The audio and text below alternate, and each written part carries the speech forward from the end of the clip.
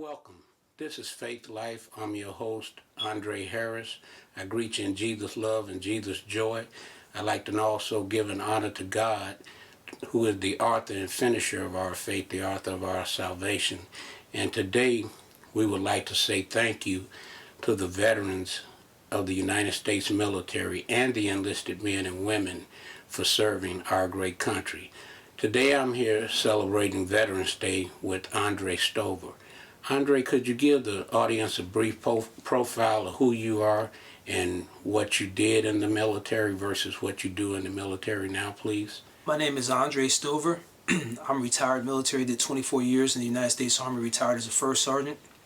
I was a tanker, served in Operation Desert Storm, did a deployment to Macedonia, 2 Iraq tours. Some of the highlights of my career, obviously being a drill sergeant, platoon sergeant, first sergeant, and serving as an acting command sergeant major in a combat environment. After I retired in 2008, I started working as a contractor in Kuwait. Have also worked in Kyrgyzstan and Afghanistan over the past 8-9 years, and currently I train the Kansas National Guard in asymmetric warfare and counter IED. Wow, you swirling in your career, bro. We appreciate the service that you did for the country versus what you're doing to add value to the men and women in the United States military to this day. As a military staff individual, how important is it that you be disciplined to be able to work as a team when you're deployed? Discipline is everything. You have to be able to do the minor things when nobody's watching to be able to do anything complex. So, discipline is everything. Being able to get up at the right time, be in the right uniform, be able to follow proper protocol. So, discipline is everything. Discipline goes in hand with loyalty and selfless service. So they're essential for your success in the military and in life as well. Now that you mention that, as a young man back in the days before you decided to join the military, how did you overcome any fears that as you were about to transition in life and do a paradigm shift, if I can use the term, from civilian to a soldier? How did you overcome those fears? That's a great question. So I grew up in upstate New York, very diverse environment. So I saw a lot of things, and pretty much the Army was something that was not forced upon me. It was something that I wanted to do. So the transition was really easy because I attended a Catholic military high school, and we had drill and ceremony and things of that nature. So the discipline was already instilled.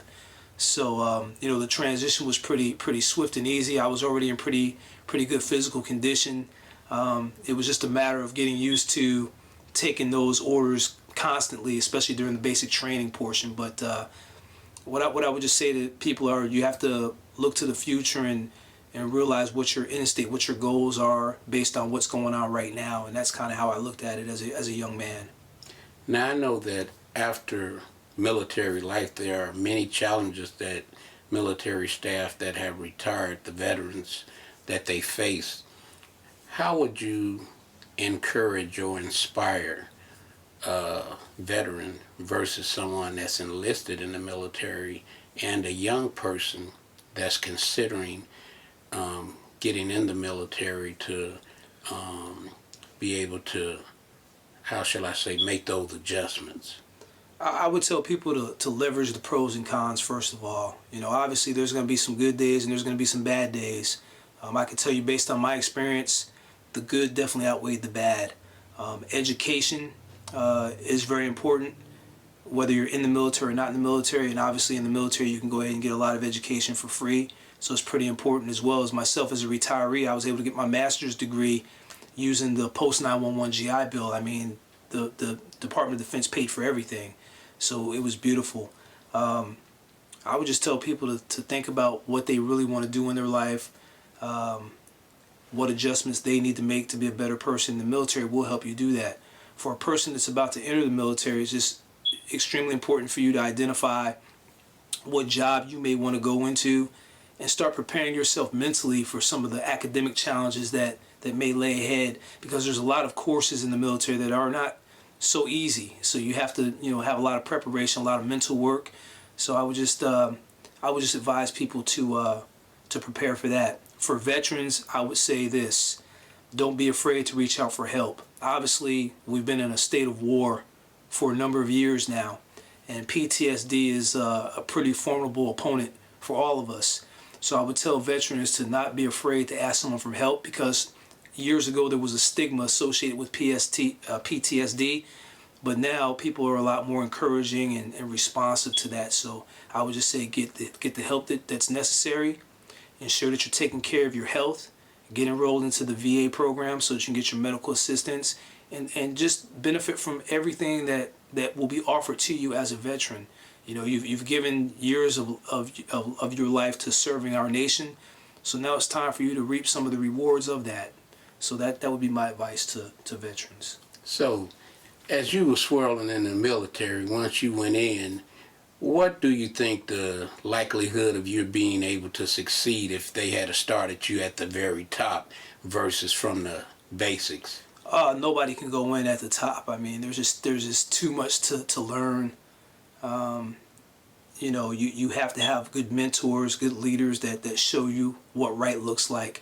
There's no way you can just go in from day one and just be in a position of just a lot of responsibility and authority. Obviously we do that with our commissioned officers. We commission them to be lieutenants. However, the good thing for lieutenants are they have the seasoned platoon sergeant, that sergeant first class, that staff sergeant who can guide them and mentor them and help them develop as they continue to progress through the ranks. So there's a lot of lessons to be learned, but no one can just come in and start at the top. It's not structured that way, and it's that way for a reason. You have to work your way up the ranks because there's a developmental process that everybody has to go through. So if we take that and do it on the flip side, because that's the overlay for the underplay, you'll have young individuals that are, even children versus teenagers versus a young adult, when they up under their parents versus they enter into the workforce and they just believe that, hey, it's my way or the highway. When you began in the military, how did you make the adjustment to see that it was imperative for you to have the proper disciplines? Well, I think, my discipline started, at home. With the way that I was raised, my grandparents and my mother, they instilled a lot of discipline in me. There was a lot of times that I had to be in the house early when my friends were still out. So I already understood, discipline and being able to follow instructions. For me, I thought it was important for me to pretty much be unseen and unheard as far as my military leaders. So when I joined the Army, I tried to be as silent as possible. I did what I was told, was where I was supposed to be in the right uniform with the proper attitude, and everything was a seamless transition for me at that point. Now, as we're about to celebrate Veterans Day coming up, I really want to thank you for giving your time to serve our country, as well as all military staff that has served, and for the enlisted men and women in the military right now for serving and protecting our country.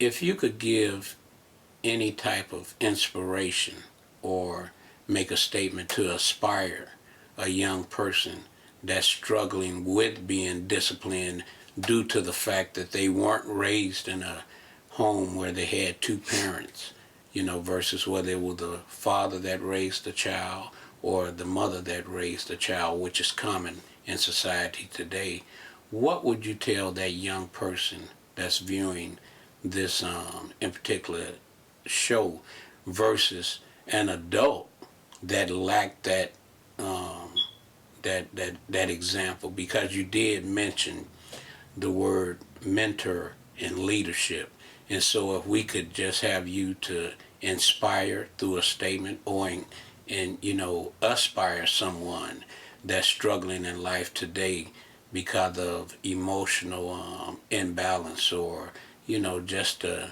lack of discipline, what would you encourage them with? I would tell young people it's never too late. You have a great opportunity in front of you. The future's ahead of you. Discipline is the one thing that will allow you to be successful in your life. It'll allow you to get opportunities that normally doors will be closed to you. Examples: making sure that you're at work on time, making sure that you have a routine that you follow to get certain things accomplished, making sure that you've instilled certain beliefs in the people that love you and that you want to encourage. So, discipline is extremely important, and it will be something that can help change your life. So if things aren't going very well in your life and you've been undisciplined, discipline can be the fix to that problem. It can be a solution. Obviously, faith is an important part of everything that we do. Without that and discipline, I just believe that you're setting yourself up for failure.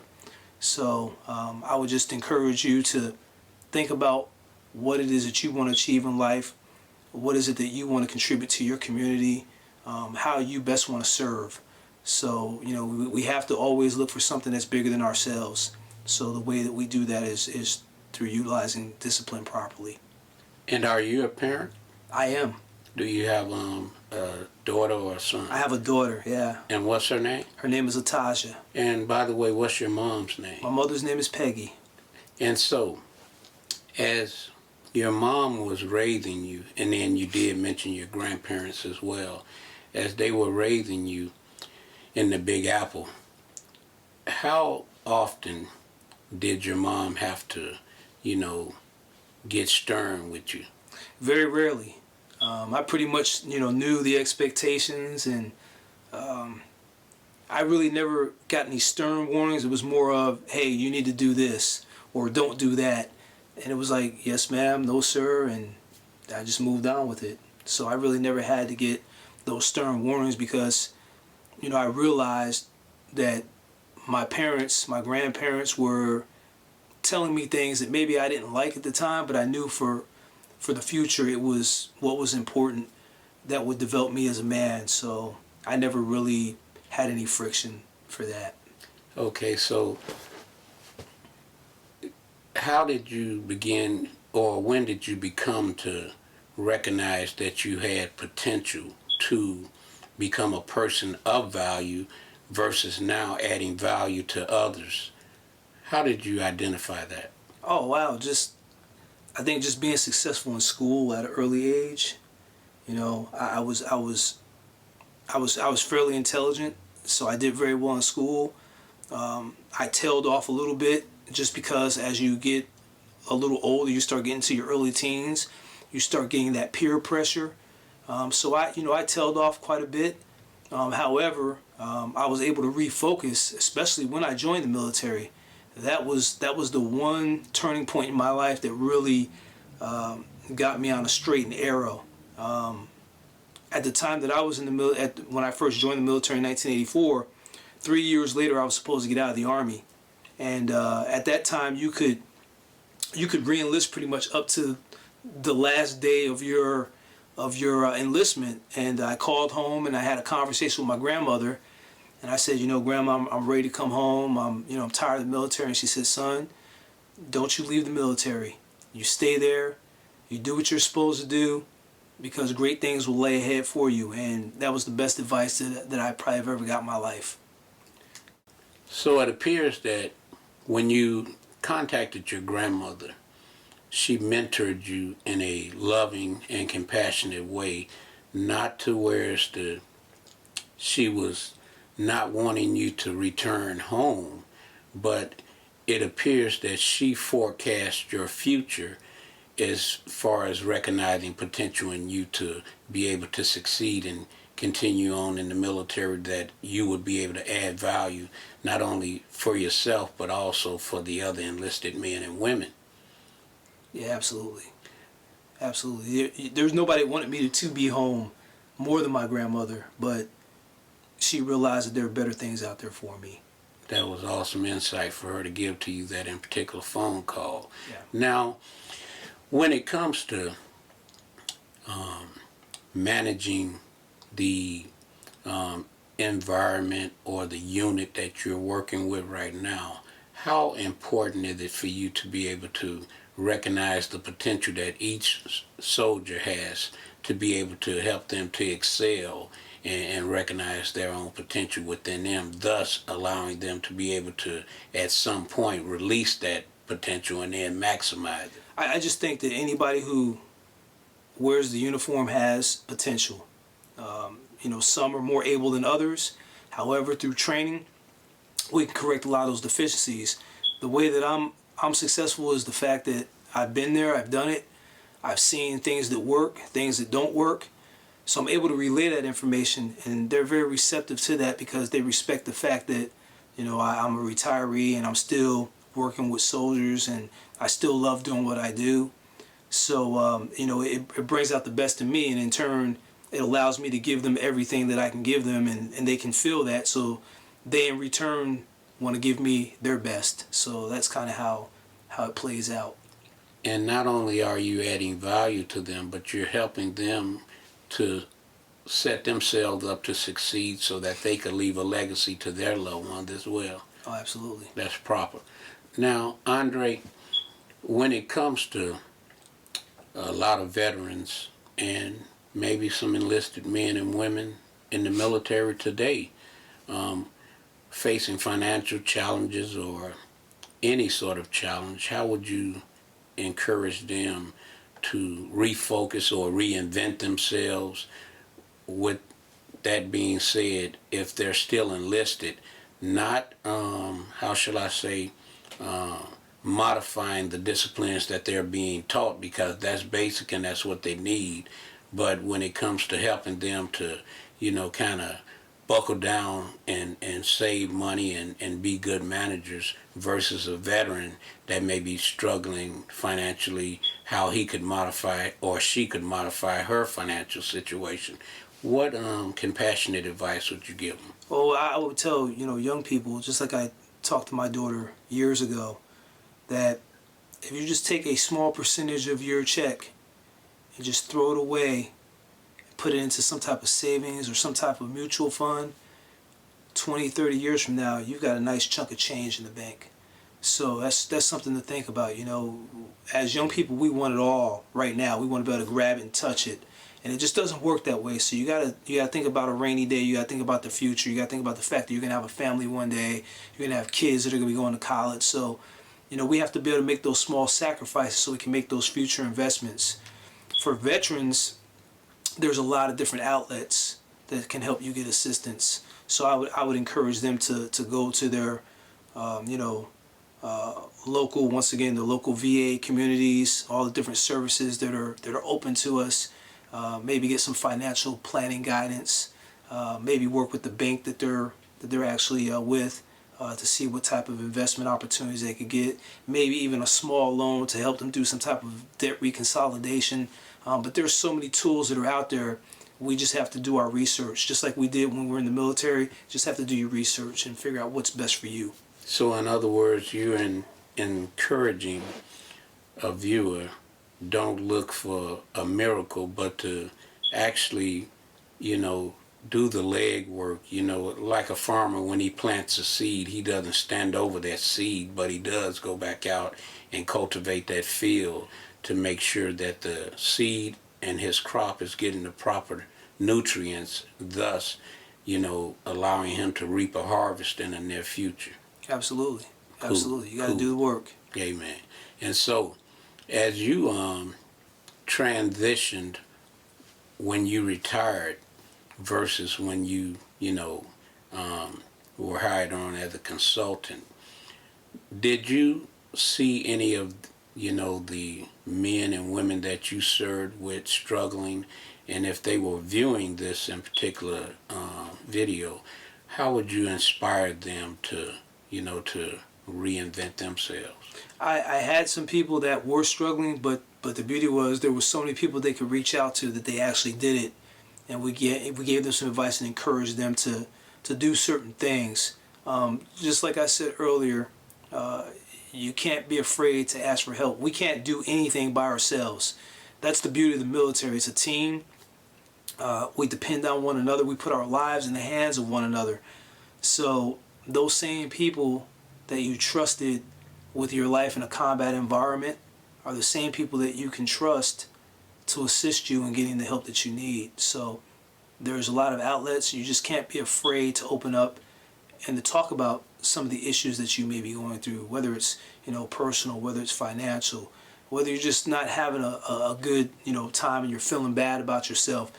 There's all types of ways that we can bring about encouragement, but you have to be able to reach out because sometimes those physical signs are not there. We try to pay attention, but sometimes people just hide up their problems so well that you just think everything's okay. So it's extremely important for you to open up and be able to talk to someone. So when being enlisted, working as a team versus retiring and, becoming an individual, isolating, that's not always a good path to take. I know that many times a person can go to an airport and see an aircraft, on the runway. Well, if we were to ask the pilot, how does he fly that? Well, the pilot would simply say that he doesn't actually fly the plane. He gets the plane up to about 160 miles an hour, and then the plane begins to fly itself. Mm-hmm. The dynamics you use, as far as we know that a law was broken by the aircraft, it went from the law of gravity to the law of aerodynamics. The dynamics you use to structure your life and to be consistent at, adding value to people. How important is that for a retired veteran versus someone enlisted right now to be able to recognize when they need to be able to shift their dynamics? Well, I think, it really just depends on the individual because some people really have a tough time transitioning from military to civilian life. So it really, really depends on the individual. For me personally, it was a very smooth transition because I knew it was time for me to retire from the military. Some people just have to hang on to, authority and things of that nature, and they just don't know how to let it go, and then they carry that on to civilian life, and then they run into problems at their job, their workplace. So I would just tell people to, realize the situation that you're personally in. Whether you're in the military, whether you're in the civilian sector, you have to be able to let it go, and you have to allow yourself to just mellow out a little bit because the military is a very high stress career. There's a lot of things that can go wrong real quick. So your stress level's always up. But as a civilian, what I found is I'm so much more relaxed.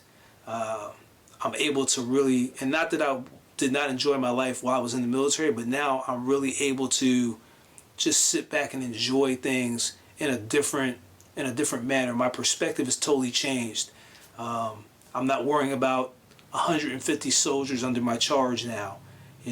Now I'm working as an individual with a collective team to further enhance the capabilities of the unit here in Kansas, of the Kansas Army National Guard.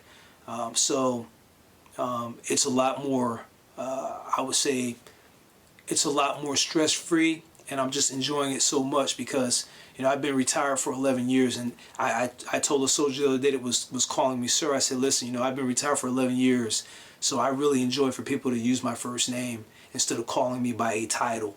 So that's really enjoyable for me.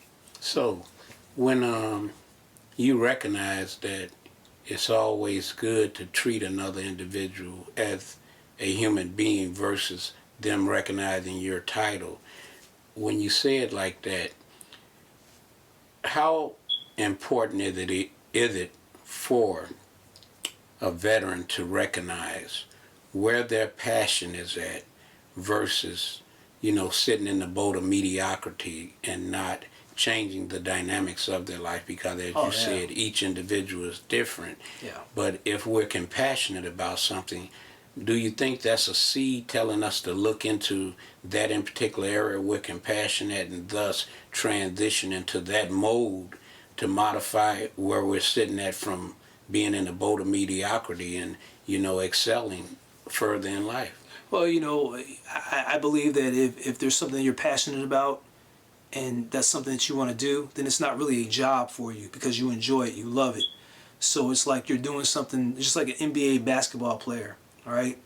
they're making millions of dollars playing basketball, but it's not even really a job to them anymore because they're being handsomely rewarded for something they love to do. So that's the analogy I would use when we talk about doing things that we're passionate about. For instance, I have a friend that retired a few years ago, and he's passionate about business. So he used his GI Bill and some of the other benefits that he has to go to USC now. He's in a business school, and he's doing great things. So I think it's important for us not to ever try to be complacent or mediocre, because mediocrity only gets you to a certain level. If you really want to have the most prosperous life that you can have, you have to take some risks, you have to take some challenges, but most importantly, you have to challenge yourself. Now, you mentioned that you had a friend. A lot of times when we talk about resources, people often look at finances as what we're talking about. Relationships are one of the greatest resources, because as someone that was staffed in the United States military, you worked as a team.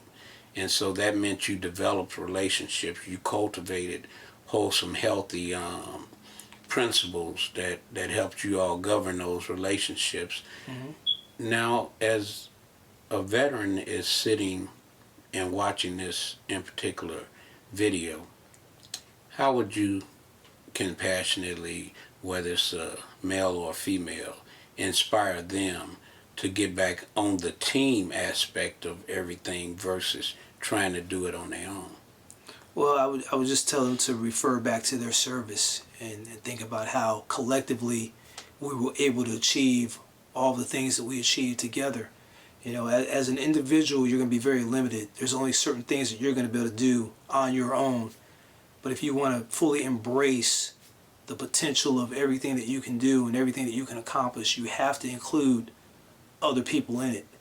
So, it's just important to do that. It really depends on what you want as an individual. Some people just want to work individually. Even if you were the owner of a company, even though you're the top person in that company, collectively you have to motivate people and you have to treat people the right way to get them to buy into what your key task and purpose is, what your vision is. So what I always used to tell people, and what I truly believe, is before you can be a leader, you have to also be willing and be able to be a follower. And collectively, that's something that we just have to do. We can't do it all by ourselves. That's awesome advice coming from the leadership perspective. Now, before we close, Andre, is there anyone you'd like to say hello to? Yeah, well, of course I want to say hello to my daughter and my mother. They're back in Killeen, Texas. Just want to say I love you. To all the veterans out there, I hope you have a blessed and safe Veterans Day. It truly is your day. There's a very small percentage of people in our country, I think it's less than 1% now, that actually serve in our armed forces. So I thank you for your commitment. I thank you for your courage. And I really, truly hope that you are blessed abundantly in your career and in your life. Thank you, Andre. Now, on behalf of some students at Sunset Elementary School and Oakdale Elementary School, along with the Human Resource Department at Great Plains Manufacturing, Tammy Bosco, Brian Cook, and Jim Jones Jr., they do a toy drive together. And so the children drew portraits for veterans, and so I was privileged to be able to, acquire some of the portraits. So I'd like to present one to you on behalf of those students and the management at Great Plains Manufacturing, Tammy Bosco, Brian Cook, and Jim Jones Sr. And we want to say once again, thank you for your service to our country and for adding value to people's lives, even in your retirement. And that may God continue to bless you and your family. Thank you. I appreciate it. Thank you. Yep.